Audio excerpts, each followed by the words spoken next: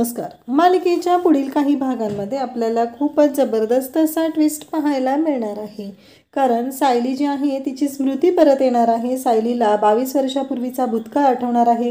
कारण सुभेदारांच्या घरी प्रतिमा आलेली आहे आणि सायली आणि प्रतिमा या दोघींमध्येही सारखं संभाषण सुरू असतं आणि त्यासोबतच सायलीच्या जुन्या आठवणी जाग्या होणार आहेत. नक्की काय घडलेलं होतं, प्रतिमा आणि तिच्यामध्ये काय संवाद घडत आहे, हे सगळं आपल्याला पाहायला मिळणार आहे. त्यासाठी हा व्हिडिओ शेवटपर्यंत पहा. त्याचबरोबर चॅनलवरती नवीन असाल तर चॅनलला सबस्क्राईब करा, व्हिडिओला लाईक करा. तर इकडे सायलीच्या बाबतीत नक्की काय झालं आणि त्यासोबतच सायलीच्या पायावरचं तुळशीपत्र, म्हणजे कल्पनाने तर सायलीच्या पायावरचं तुळशीपत्र पाहिलेलं आहे. आणि जेव्हा सायली शुद्धीवर येते, कल्पना तिला विचारते, सगळ्यांना सांगू लागते की तिच्या पायावर तुळशीपत्र आहे, तिच्या पायावर तुळशीपत्र आहे. अगदी आपल्या छोट्या तन्वीच्या पायावर जसं तुळशीपत्र होतं ना, सेम तसं आहे.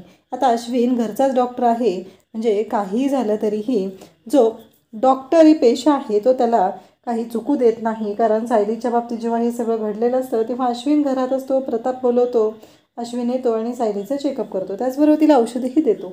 या सर्व गोष्टी घडत असतात. पण प्रियाच्या बाबतीत मात्र एक खूप मोठी गोष्ट घडत आहे. रविराज त्याचबरोबर प्रतिमा यांनी ठरवलेलं आहे की प्रियाच्या बाबतीत आता कोणताही विचार आपण करायचा नाही. हे सगळं घडलेलं असतं आणि नेमकं त्याच वेळेस सायलीच्या पायावरील तुळशीपत्र मात्र सगळ्यांना दिसतं आणि सगळ्यांनाच आता धक्का बसलेला आहे. हे सगळं कशा पद्धतीनं होणार आहे ते आपण या व्हिडिओमध्ये पाहणार आहोत. त्यासाठी प्रेक्षकांनो हा व्हिडिओ शेवटपर्यंत पहा. त्याचबरोबर चॅनलवरती नवीन असाल तर चॅनलला सबस्क्राईब करा, व्हिडिओला लाईक करा. तर इकडे प्रियाने आता वेगळंच नाटक केलेलं आहे. प्रिया सांगत असते की मला ना चक्कर आल्यासारखं झालेलं आहे. मग डॉक्टर तिथं आलेले आहे, डॉक्टर तिथं प्रियाची काळजी घेत आहेत आणि प्रियासोबत आता तिथे अश्विनही आहे. अश्विन म्हणतो की काय चाललं आहे, मला काही माहीत नाही आहे, हिला हॉस्पिटलला ॲडमिट करायचं आहे कारण इथं तिची काळजी घेतली जात नाही आहे. 2 दिवस झालं जर तिनं काही खाल्लेलं नसेल आणि तुमचं लक्ष कुठं आहे, एखादा जर कैदी काही खात नसेल तर तुम्ही काय करता. म्हणजे हे अश्विनचं जे वागणं आहे ना ते थोडं विचित्रच आहे. आता तिला मारायचं आहे, तिला खायचं नाही आहे तर काय, तो शेवटी कैदी आहे ना.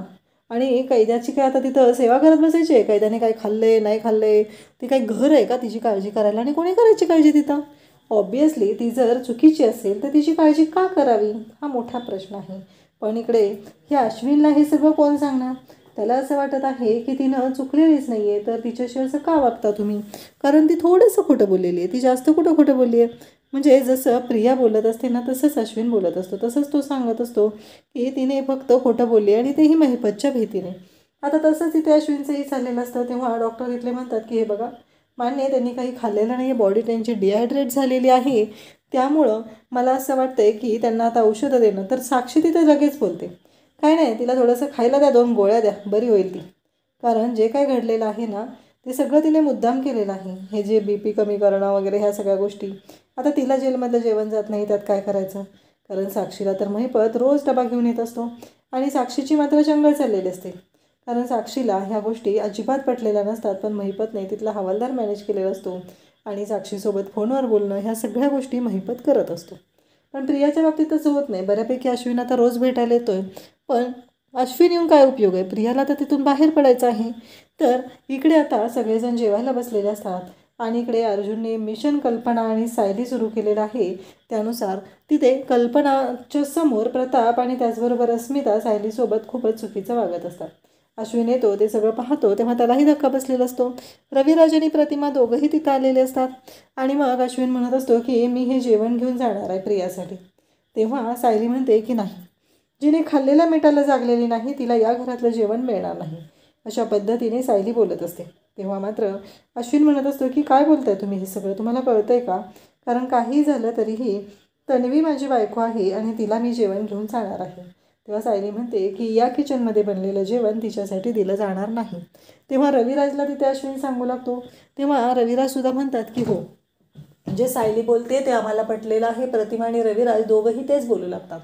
तेव्हा मात्र अश्विन चिडलेला असतो. तो म्हणत असतो की तुम्ही तिचे आईवडील आहात ना, तरीही तुम्हाला तन्वीबद्दल काहीच वाटत नाही आहे, तुम्ही असं कसं वागू शकता. रविराज काका तू असं कसं वागू शकतो, प्रतिमा त्या तुझ्याकडून अशी अपेक्षा नाही आहे. तेव्हा मात्र कल्पना आणि त्याचबरोबर इकडे प्रताप या दोघांनाही खूप राग येतो. ते दोघंही म्हणू लागतात की तुला कळतंय का अश्विन, तू काय बोलतेस, कोणाशी बोलतोय, नाही जरा भान ठेव, वयाचं भान असू दे तुला. तुला वाटत असेल की हे सगळं तुझं जे काय चाललेलं आहे ते सगळं हे सगळं जे काही आहे ते तुला वाटत असेल की सगळ्यांनी खपवून घेतलं पाहिजे, पण अजिबात नाही. या गोष्टी अजिबात सहन केल्या जाणार नाहीत. तुझं जे काही वागणं आहे ते अजिबात पटलेलं नाही. अशा पद्धतीने सगळेजण त्याला बोलत असतात आणि अश्विन मात्र आता रागाने तिथून निघून चाललेला असतो. पण आता प्रियासाठी त्याला जेवण घेऊन जायचं असतं. प्रियाला घरचं जेवण दिलं पाहिजे असं त्याला वाटत असतं. म्हणूनच त्याने एवढा अट्टहास केलेला असतो. पण त्याचा काहीही उपयोग झालेला नसतो. त्याला आता तसंच जावं लागत असतं. कारण प्रिया काय आहे हे घरातल्या सगळ्यांना चांगलंच माहिती आहे. प्रिया कशी आहे, ती कशी वागू शकते, या सगळ्या गोष्टी माहिती आहेत. म्हणून तर घरातले सगळेजण ते कुठल्याच गोष्टींवर विश्वास ठेवत नाहीत. इथे सायली प्रतिमाकडे येते आणि प्रतिमाला म्हणू लागते की प्रतिमा, त्या वाईट वाटत असेल ना तुम्हाला की म्हणजे प्रिया आता जेलमध्ये आहे. तेव्हा प्रतिमा म्हणते, खरं सांगू का मी सायली तुला, मला ना खरंच काहीच वाटत नाही आहे. कारण मला ना असं वाटतं की माझी मुलगी कशी काय चुकलेली आहे. माझी मुलगी चुकू शकत नाही आहे. कारण माझी तन्वी ना अशी नव्हती गं. ती खूप निरागस होती. म्हणजे तुला मी कसं सांगू मला कळत नाही आहे. पण तन्वीसारखं निरागस आजतागायत मी कोणालाच पाहिलेलं नाही. हे जेव्हा प्रतिमा बोलत असते तेव्हा सायली म्हणते, म्हणजे मला सांगाल तुम्ही ती कशी होती लहान असताना. तेव्हा प्रतिमा म्हणते की हो, मी सांगते तुला सगळं. असं म्हणत प्रतिमा आता सायलीला सांगायला सुरुवात करते. सायलीला जेव्हा प्रतिमा या सर्व गोष्टी सांगत असते तेव्हा सायली मात्र कान देऊन सगळं ऐकत असते. आणि प्रतिमा जेव्हा सायलीला हे सगळं सांगते तेव्हा मात्र सायलीला सुद्धा धक्का बसलेला असतो.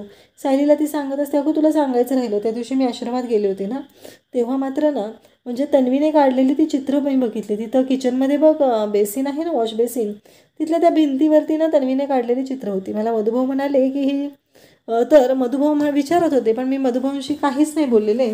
पण मला आणि रविराज आम्हाला दोघांनाही मला आठवू लागलं आहे गं सगळं, आता पहिलं आठवतं आहे. आणि मग इकडे रविराज नक्की काय बोललेले होते हे सगळं ते सांगत असते. खरंच म्हणजे लहान असताना ना तन्वी निरागस होती, खूप निरागस होती. आणि ती छान छान अशी चित्र काढायची. अगदी झाडे, डोंगर, फुलपाखरं, फुलं अशी ती चित्र काढायची. हे सगळं बोलणं चाललेलं असतं. तेव्हा मात्र सायलीला आठवत असतं. सायली म्हणते की हे सगळं काय आहे, कारण तशी चित्र तर मी काढत होते आणि ती चित्र मी काढलेली आहेत. तेव्हा सायली म्हणू लागते की प्रतिमा, त्या एक गोष्ट सांगू तुम्हाला.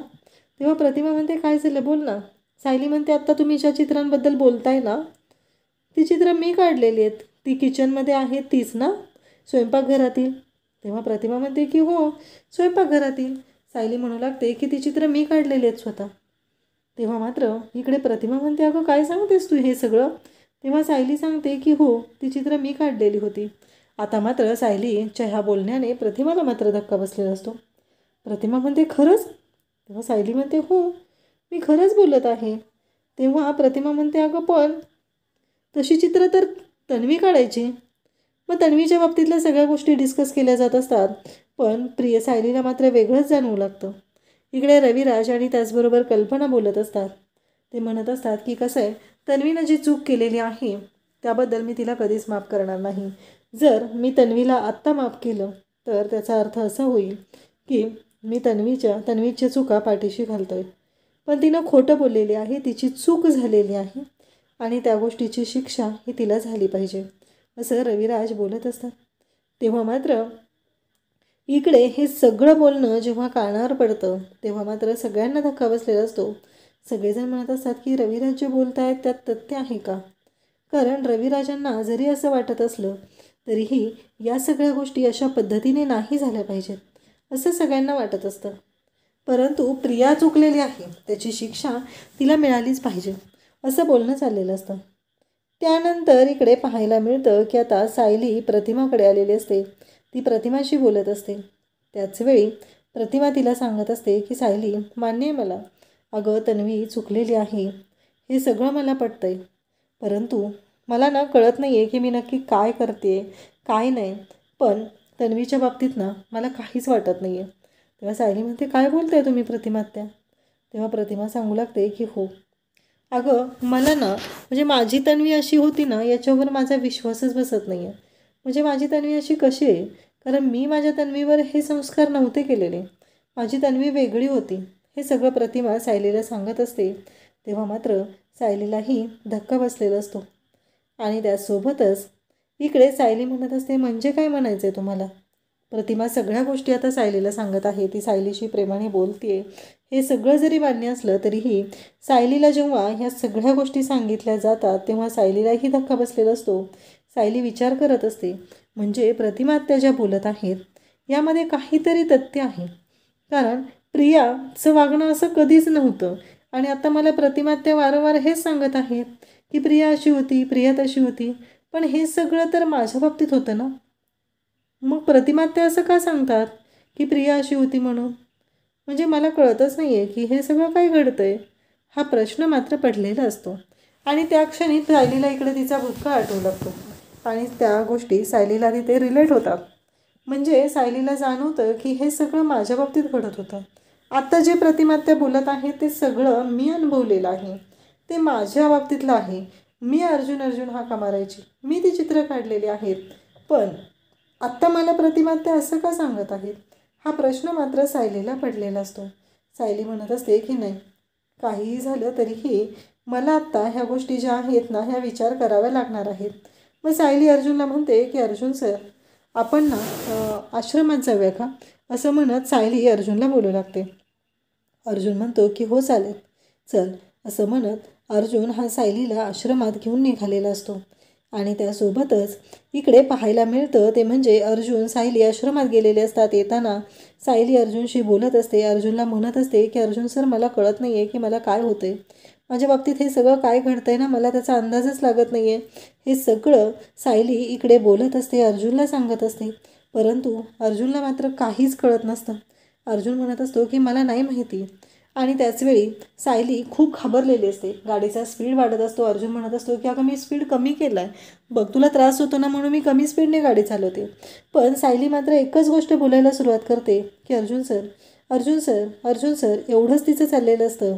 आणि तेव्हा मात्र अर्जुनला मात्र खूप मोठा धक्का बसलेला असतो. अर्जुन म्हणत असतो की हे सगळं काय घडतंय, कारण आत्ता तर सायली ठीक होती आणि अचानक हे सगळं काय झालेलं आहे, सायलीला नक्की काय होतंय. सायली म्हणत असते की बाबा, आई, आई बाबा, आई बाबा, तुम्हाला काय होतंय का, तुम्हाला काही नाही झालं पाहिजे, अहो गाडी येते पाठीमागून, आपल्या गाडीवरती गाडी येणार आहे. हे सगळं ती बोलत असते आणि तेव्हा मात्र अर्जुन गाडी थांबवतो. गेटच्या समोर ते पोचलेले असतात. सायली गाडीतून उतरते आणि धावत निघालेली असते आणि ते जे झाड आहे त्या झाडाच्या ठिकाणी ती आणि अर्जुन लहान असताना खेळायचे तिथं जाते आणि जोरजोरात ओरडू लागते की आई बाबा, आई बाबा, आई, आई, अगं नको ना जायला, आपण इथंच राहूया, असं सगळं तिचं बोलणं असतं. आणि हे ऐकल्यानंतर मात्र अर्जुनला धक्का बसलेला असतो. अर्जुन म्हणत असतो की हे सगळं काय होतंय सायली, काय घडतंय, म्हणजे कशा पद्धतीने ह्या गोष्टी घडत आहेत हेच अर्जुनला कळत नसतं. तेव्हा मात्र अर्जुन समजवण्याचा प्रयत्न करत असतो पण सायली जोरात किंचाळते. त्यावेळी अर्जुन मात्र इकडे कल्पनाला बोलवतो आणि कल्पनाला म्हणू लागतो की मम्मा, मम्मा इकडे ये ना, सायलीला काय होतंय बघ, सायलीच्या बाबतीत काहीतरी घडतंय. हे सगळं बोलणं चाललेलं असतं आणि तेव्हा मात्र आता सगळेजण तिथं आलेले असतात.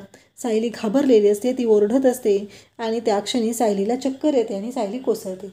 सगळेजण तिथं आलेले आहेत, सगळेजण तिथं पाहत आहेत, सायलीला समजवण्याचा प्रयत्न करत आहेत. पण सायलीला वेगळंच काहीतरी जाणवत असतं. सायली तर आता पडलेली असते.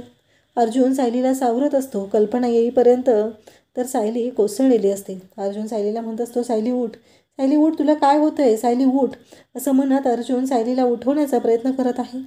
परंतु सायली काही जागी होत नाही.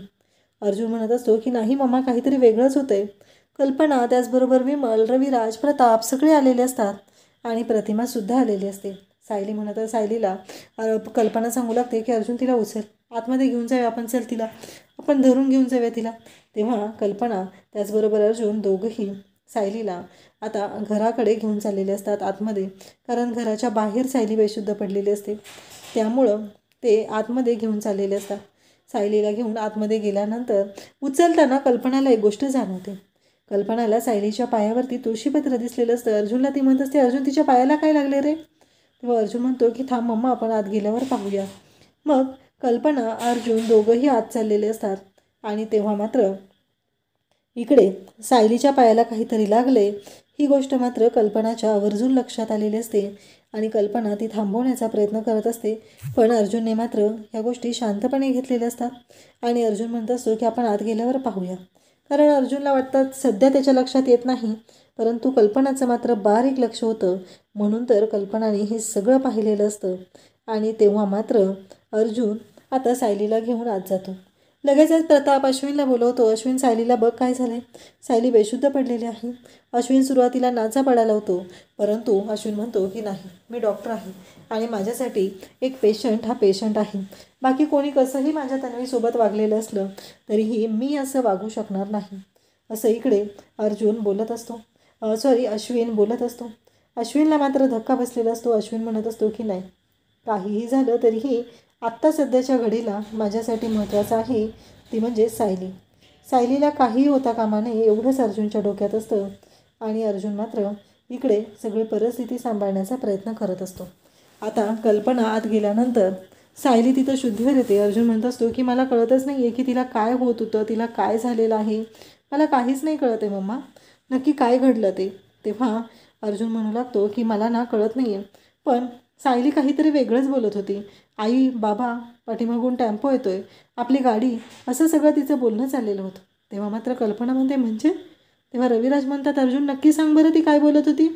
अर्जुन सांगू लागतो की हो सिनियर, सायली असंच बोलत होती. आई, बाबा आणि आपली गाडी, आपला अपघात होतोय, हे सगळं ती बोलत होती.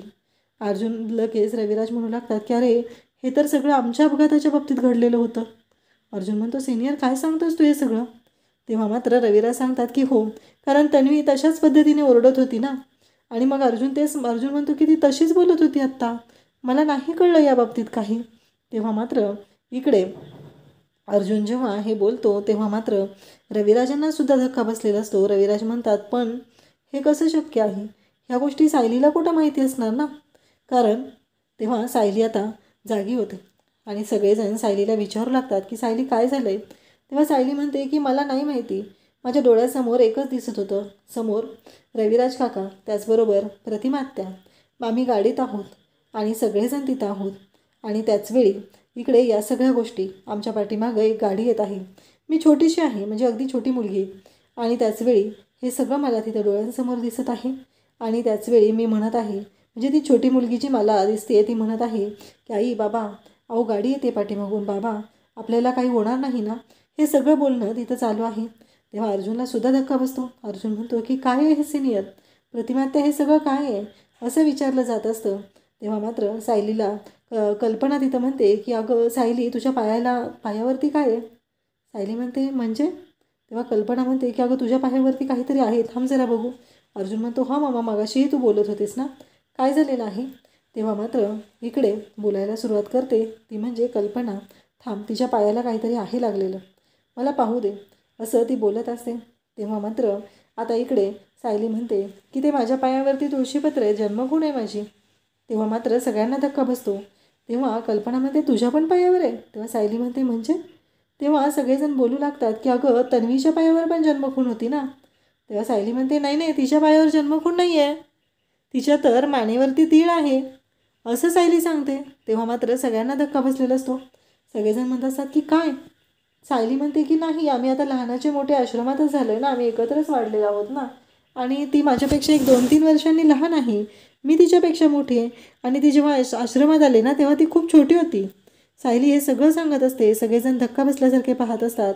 आता सगळ्यांना कळत नसतं की हे सगळं काय आहे, कारण या सगळ्याचा अर्थ काय आहे हा प्रश्न उभा राहिलेला असतो.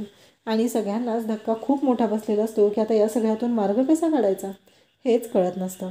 तर आता सायलीने हे सांगितलेलं आहे तेव्हा अश्विनला धक्का बसलेला आहे, म्हणजे तिच्या पायावर तर तुळशीपत्र नाही आहे आणि इथं सायलीच्या पायावर तुळशीपत्र आहे, म्हणजे हे सगळं खरं काय आणि खोटं काय आहे हा प्रश्न मात्र पडलेला असतो.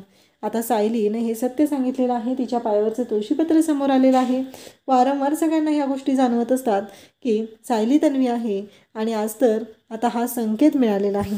आता सगळ्यांच्या समोर हे सत्य आलेलं आहे, पण हे कसं स्वीकारलं जाणार हे आपल्याला पुढे पाहायला मिळणार आहे. अशाच अपडेटसाठी चॅनलशी कनेक्ट राहा. थँक्यू.